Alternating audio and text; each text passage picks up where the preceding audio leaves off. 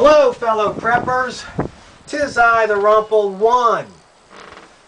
Coming up this Saturday, the local prepper group that I founded, we're having our monthly meeting. And the topic is what to expect, after an event, a disaster, a catastrophe. And basically, it's real simple. You're on your own. Meeting adjourned. Now, it's only funny because it's true. Just the other day, the local electric company came up here to talk to me because they're going to be running some underground lines and they need to run some lines on my property and they're going to need an easement. I said, sure, no problem. And then I started asking them a few questions. I said, I know you guys have a preparedness plan because I talked to your office the other day, but I'm curious, what are your priorities if all the electric goes out? Who gets it first? Well, of course, the city. I'm basically almost at the end of the line here on this road. I'm the last person or one of the last to get electricity. I'm way down on the totem pole. I'm on my own. And so I said, well, what about the hospitals? He goes, well, they have generators, and yeah, but they only have so much fuel. So, that's something to be considered. And depending on the event, up and down the coast, there's lots of bridges. We could be cut off. We could be cut off from north-south travel. We could be cut off from east-west travel. About the only way they could get anything here is maybe if there was some port that survived, or they'd have to come in by helicopter because the airports here can't support jets of any size. So once again, we're on our own.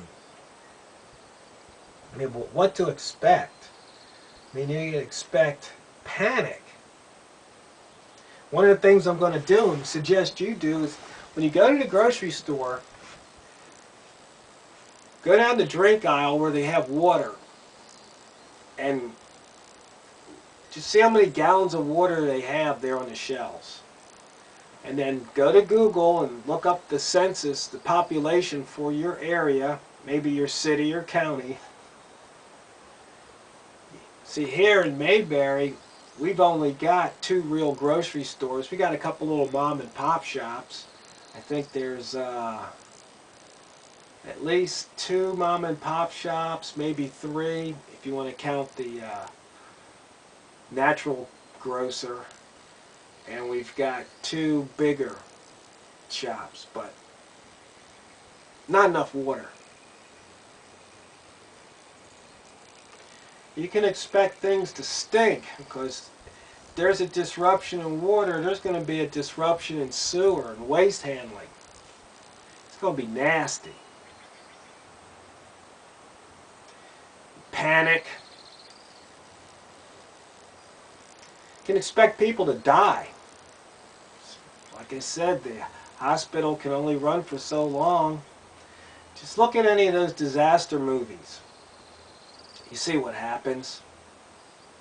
Even the far-fetched ones. But see, nowadays what we think's far-fetched isn't. EMP, could North Korea really launch a device and explode it over our country? It's possible. I don't worry about it. I sleep soundly. It's not my concern, but it could happen. EMP.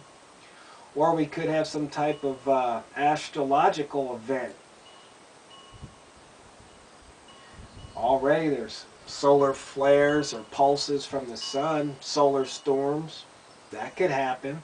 We're talking about these asteroids that are going to be a near miss.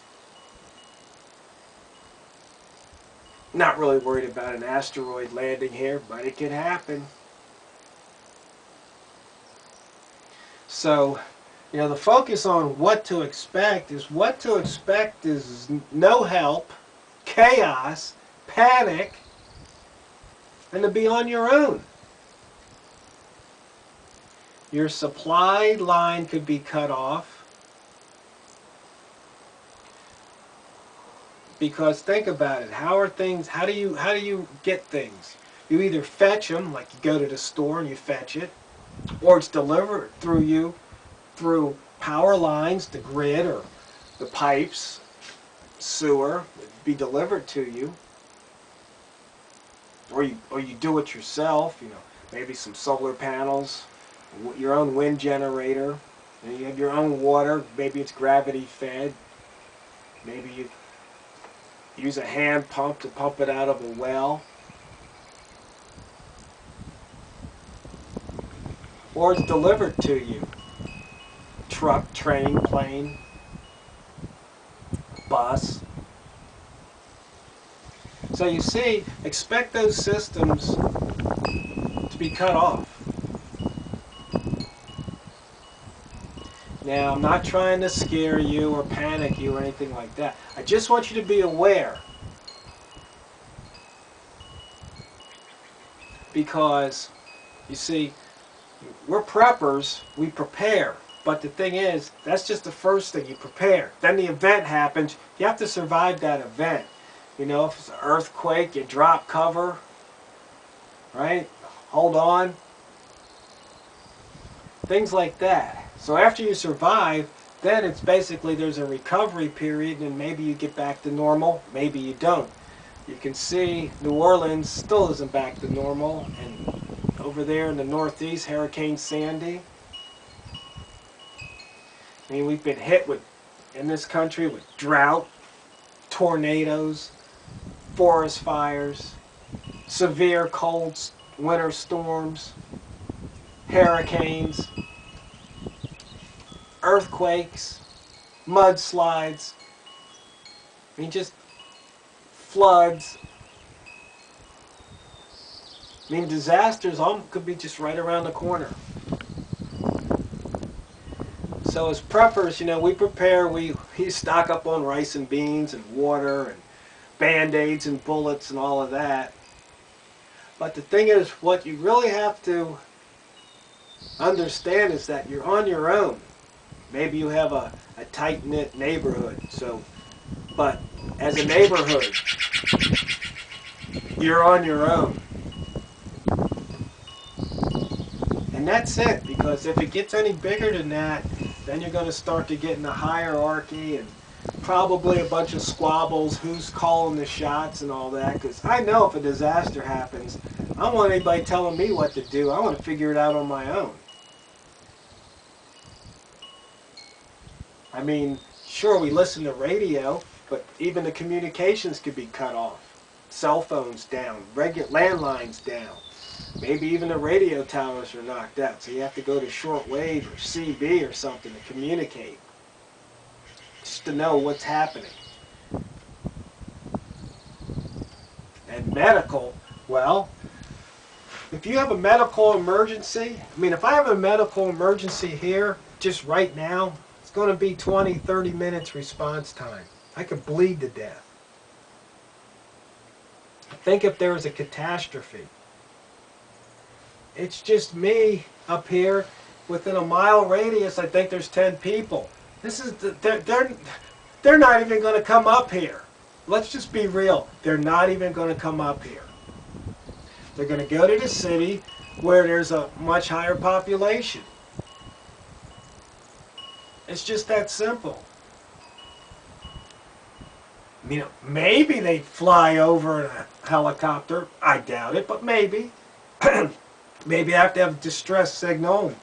Oh, there's somebody in distress. Maybe they'll see if they can land here. But the reality check is, for you fellow preppers, if you're out in a place like this, you're on your own. I know I've repeated that, but I can't emphasize it enough. Because there's many people who believe that the government's going to come and save them. It's not going to happen. Not going to happen. It's just not. At least it's not going to happen in a timely manner. We've seen FEMA response. the Katrina debacle, and Sandy wasn't much better. You'd think they would have learned, but you see, people, you're at the bottom. You need to do things for yourself, bottom up, because you've got, the individuals, and then you've got your town or community, okay? Your little town, community. Then you've got your county, okay? Then you got the state, then you got the feds, then you got the whole world. You're down here. All these other levels are going to take care of themselves first.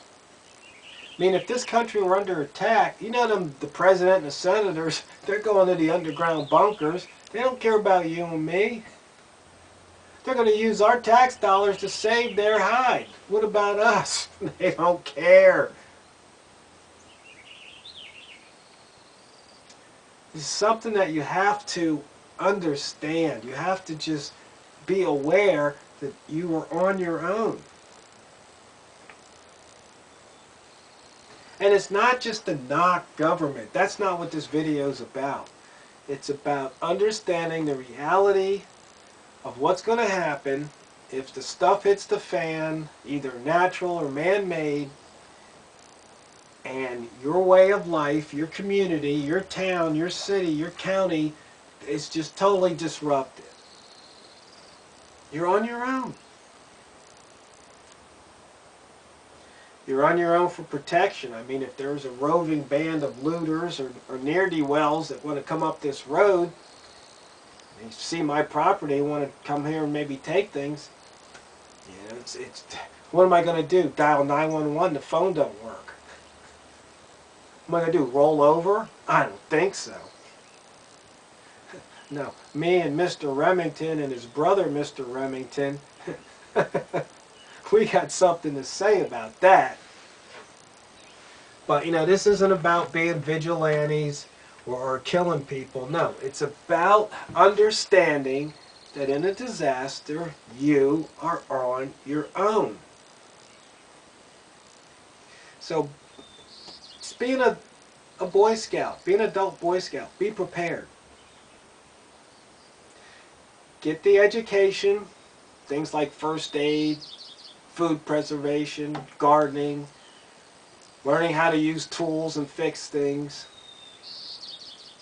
Because if some disaster befalls you, and I hope it doesn't, that you're going to be on your own. Insurance companies, I mean, what good's an insurance company?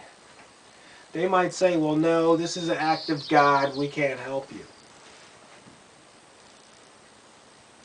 So your own insurance is what you can do with these. This is your insurance right here. Look in the mirror. There's your insurance.